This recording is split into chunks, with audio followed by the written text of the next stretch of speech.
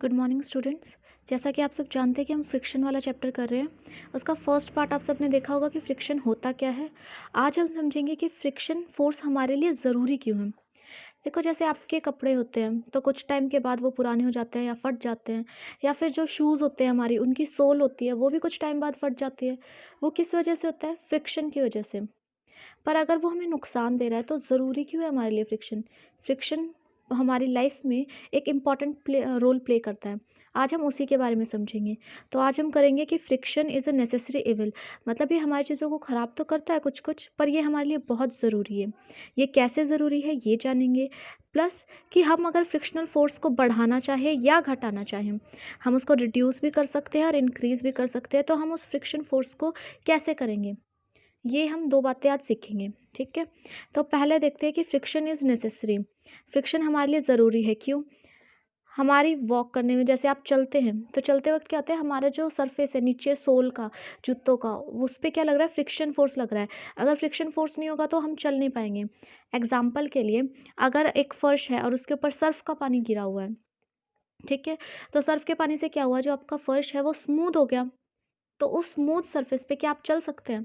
जैसे normal shoes डाल के अगर आपको बर्फ़ में चलने को कहा जाए तो आप बर्फ़ में नहीं चल सकते, है ना? क्योंकि वो स्मूथ सरफेस है, आपका पैर फिसल जाएगा। या फिर इसमें एग्ज़ाम्पल में आप देख रहे हैं कि इसका पैर एक छिलके पे पड़ा, केले के छिलके पे, और ये गिर गया। तो ऐसा नॉर्मल हमारी लाइफ़ में भी कई बार होता है। तो क्या होता है कि ये सरफेस स्मूथ हो जाती है। जितनी स्मूथ या फिर जितनी चिकनी हमारी सरफेस हो जाएगी, उस पर चल पाना, उस पर अपनी पकड़ बनाना वो बहुत मुश्किल हो जाता है। तो हम चल क्यों पा रहे हैं? फ्रिक्शन फोर्स की वजह से। या फिर हम कुछ काम करते हैं, चीज़ों को पकड़ रहे हैं, पेन को पकड़ रहे हैं, पेंसिल को, तो ये सब किससे है? हम किस चीज़ की वजह से अपने पेन पेंसिल को पकड़ पा रहे हैं? या फिर हमारी जो गाड़ी है वो चल रही है रोड पे, तो टायरों के नीचे क्या लग रहा है? फ्रिक्शनल फोर्स लग रहा है। इस फोर्स की वजह से ही दो सरफेस आपस में, अगर एक ये सरफेस है और इसके ऊपर एक टायर है, तो ये जो दोनों सरफेस है ये आपस में फ्रिक्शन फोर्स की वजह से ही जो कॉन्टैक्ट है उसमें आ रही हैं। उसी की वजह से हम चल पा रहे हैं, दौड़ पा रहे हैं, हम लिख पा रहे हैं, या फिर जो मैं अब टिक कर रही हूँ तो ये किसकी वजह से हो रही है? फ्रिक्शन फोर्स की वजह से हो रहा है। तो क्या होता है चीज़ों को होल्ड करने में।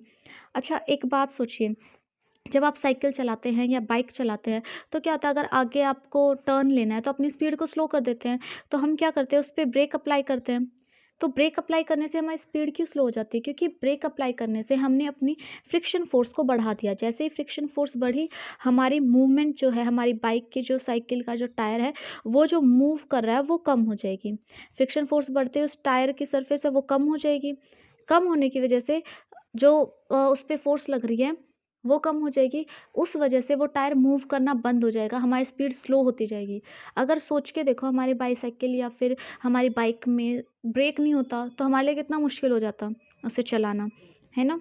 तो ये सारी चीज़ें हैं जो फ्रिक्शन हमें हेल्प करता है। अब उसके बाद देखते हैं, हमने बोला था कि हम वॉक करते हैं फ्रिक्शन की वजह से, ठीक है? तो हम वॉक कैसे कर पा रहे हैं फ्रिक्शन की वजह से? जब हम वॉक करते हैं तो हम अपने पैर से जो फ़ोर्स है वो लगा रहे हैं बैकवर्ड, ग्राउंड के पीछे, मतलब ग्राउंड को पीछे की तरफ धकेल रहे हैं। तब हम आगे की तरफ बढ़ पाते हैं। हम अपने नीचे की ज़मीन को बैक साइड पे धकेलते हैं, उसके बाद हम आगे की तरफ जा पाते हैं। अगर हम फ़ोर्स पीछे की तरफ लगा रहे हैं तो हमें पता है कि जो हमारी अप्लाइड फ़ोर्स है उससे फ्रिक्शन फ़ोर्स क्या होता है? अपोज़िट डायरेक्शन में, मतलब इस तरफ में फ्रिक्शन फ़ोर्स होगा, तो इस तरफ में हमारा फ्रिक्शन फ़ोर्स लग रहा है। उस वजह से हम जो सरफेस है या फिर हमारा ग्राउंड है उस पर पकड़ बना पा रहे हैं। इस वजह से, इस प्रोसेस से हम चल पा रहे हैं, ठीक है? हमने अपनी फ़ोर्स लगाई ग्राउंड में पीछे की तरफ, फ्रिक्शन ने लगाई आगे की तरफ, और उस वजह से जो फ़ोर्सेस है वो बैलेंस हुई और हम अपनी ग्राउंड पे एक पकड़ बनी और हम आगे की तरफ मूव कर पा रहे हैं। अब नेक्स्ट देखते हैं, कुछ एनसीईआरटी के एग्जांपल्स देख लेते हैं। जैसे हम मैच बॉक्स यूज़ करते हैं या फिर माचिस जलाते हैं, तो हम क्या करें, इन दो सरफेस के बीच में क्या हो रहा है? फ्रिक्शन ही तो हो रहा है। हम एक दूसरे को रगड़ रहे हैं ना इसके ऊपर, उससे क्या होती है? आग जलती है। तो ये भी एक नॉर्मल सा एग्जांपल है फ्रिक्शनल फोर्स का। या फिर अब सर्दियाँ बहुत हो रखी हैं, तो सर्दियों में गर्म करने के लिए नॉर्मली क्या करते हैं, हम अपने हैंड रब करते हैं, है ना? जब हम अपने हैंड के दो सरफेस को या पाम को जब रब करते हैं एक दूसरे के साथ, तो क्या होता है? हीट पैदा होती है। हीट की वजह से क्या होता है कि हमें गर्मी मिलती है। तो ये क्या होता है? ये फ्रिक्शन फोर्स के ही एग्जांपल हैं। अब हम देखते हैं कि हम फ्रिक्शन फ़ोर्स तो हमने देख लिया, वो ज़रूरी क्यों है ये भी समझ लिया। अब हम देखते हैं कि अगर हमें फ्रिक्शन फ़ोर्स बढ़ानी है, उसकी वैल्यू इंक्रीज़ करनी है या फिर रिड्यूस करनी है, मतलब उसकी वैल्यू हमें रिड्यूस करनी है, तो हम कैसे कर सकते हैं? तो पहला होता है कि जैसे ये टायर है, अब कोई टायर आपने ऐसे देखा है कि सिंपल ऐसे बना हुआ है, इसके ऊपर कोई डिज़ाइनिंग ना हो, इस तरह की सिंपल प्लेन हो, अगर मैं पूरा इसको प्लेन कर दूँ तो इस तरह से प्लेन हो, ऐसा कोई टायर नहीं मिलेगा। या फिर जब हम कहते हैं कि हमें अपनी बाइक के या साइकिल के टायर चेंज करने हैं, वो क्यों? क्योंकि वो घिस गए हैं, मतलब वो उनकी जो सरफेस है ये प्लेन हो गई है ऊपर से, तो उन प्लेन वजह से क्या होता है कि उनकी पकड़ नहीं बनती सरफेस पे, तो हमारी साइकिल फिसलने का डर रहता है। तो ऐसे ही जो न्यू टायर होते हैं उनके ऊपर इस तरह के आपको पैटर्न से मिलेंगे हर नए टायर के ऊपर। तो ये क्या करता है, ये पकड़ बनाने में हमारी हेल्प करता है, मतलब फ्रिक्शन फोर्स को बढ़ाता है। जो ये सरफेस पे हमें इस तरह के कुछ कुछ या फिर जैसे भी डिज़ाइन मिलते हैं हमें सरफेस पे, तो वो क्या करते हैं, हमारे फ्रिक्शन फोर्स को बढ़ाते हैं। इसी तरह जो हमारे नए जूते होते हैं उनकी सोल के ऊपर के पीछे की तरफ भी ना डिज़ाइनिंग होती है, मतलब कुछ कुछ उसके अंदर पैटर्न सा बना होगा। जब हमारे शूज़ पुराने हो जाते हैं तो ये पैटर्न धीरे-धीरे कम होने लग जाता है, मतलब वो प्लेन होने लग जाती है सरफेस। जितनी हमारे जूते की सरफेस प्लेन होने लग जाती है, हमें चलने में उतनी मुश्किल होती है ना? तो ये चीज़ें क्या होती हैं, जहाँ पर हम अपने सरफेस को थोड़ा रफ़ कर दें। हम अपने सरफेस को क्या कर रहे हैं, रफ़। रफ़ सरफेस पे फ्रिक्शन बढ़ता है और स्मूथ सरफेस पे फ्रिक्शन कम होता है, ठीक है? अब कुछ और एग्ज़ाम्पल देख लेते हैं फ्रिक्शन को बढ़ाने के।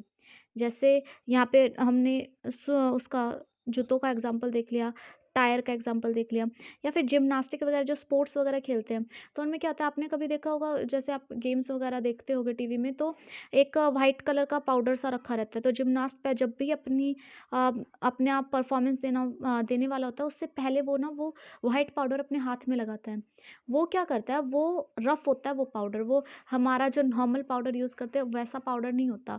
हमारा नॉर्मल पाउडर क्या होता है, स्मूथ होता है, वो चीज़ों को स्मूथ करता है, पर जो वो पाउडर है वो रफ़ होता है। कैरेक्टरिस्टिक्स में क्या होता है, रफ़। जितना रफ़ होगा उतना फ्रिक्शन बढ़ेगा, मतलब पकड़ उतनी स्ट्रॉन्ग होगी। तो ये अपने हाथों पे इसलिए लगाते हैं ताकि जो ये पोल पे जो बैलेंस इनको करना है, बैलेंसिंग में हेल्प मिले और इनकी पकड़ मज़बूत हो। इसी तरह से और टूल्स वगैरह हम यूज़ करते हैं, तो ये क्या करते हैं, फ्रिक्शन को बढ़ाते हैं, मतलब जितनी हम सरफेस को रफ़ बना देंगे, उतना हमारा फ्रिक्शनल फ़ोर्स बढ़ जाएगा। अब देखते हैं कुछ रिड्यूस करने के, हमें कम करने हैं।